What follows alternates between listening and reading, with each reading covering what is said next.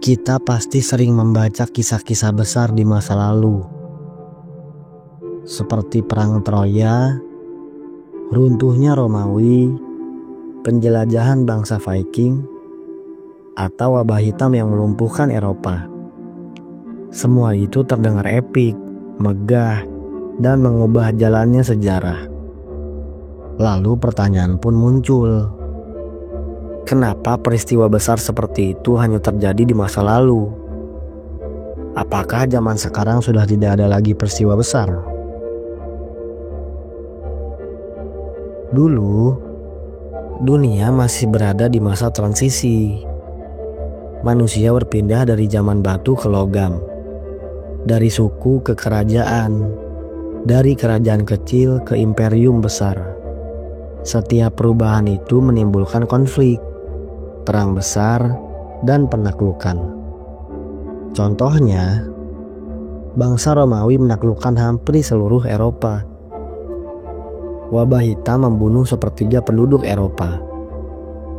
Dan penjelajahan samudra membuka jalur perdagangan dunia.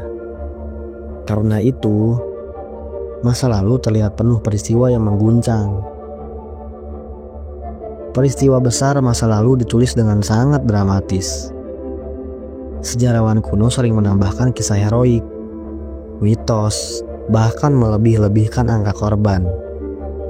Itulah kenapa kisah runtuhnya Troya atau perang salib terdengar megah. Sementara peristiwa modern, meski besar, dilaporkan lebih datar dengan angka dan data. Perbedaan cara penceritaan ini membuat masa lalu terlihat lebih luar biasa. Sekarang, kita hidup di era hukum internasional, organisasi dunia, dan teknologi komunikasi. Jika dulu satu kerajaan bisa menyerang kerajaan lain tanpa konsekuensi, sekarang negara harus berhadapan dengan hukum global. Contohnya, invasi atau perang besar akan langsung mendapat perhatian dunia. Dan pandemi modern seperti COVID-19 bisa lebih cepat ditangani berkat ilmu pengetahuan. Jadi, peristiwa besar tetap ada. Hanya saja dampaknya bisa dikurangi. Perang Dunia I dan II, revolusi industri, penemuan listrik, penemuan komputer, penciptaan internet, dan hingga kecerdasan buatan. Semua itu adalah peristiwa besar yang mengubah hidup manusia.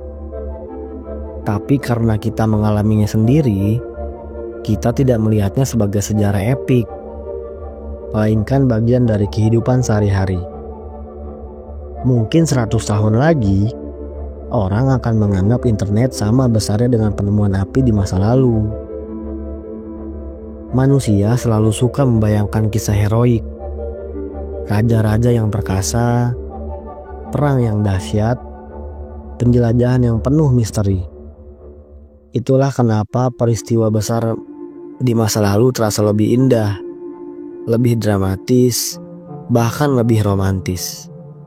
Meskipun sebenarnya penuh penderitaan, sementara peristiwa zaman sekarang terlihat biasa saja, meski dampaknya sangat besar. Jadi, apakah peristiwa besar hanya terjadi di masa lalu? Jawabannya tidak. Peristiwa besar masih terjadi hari ini. Hanya saja kita belum bisa melihatnya dengan perspektif sejarah.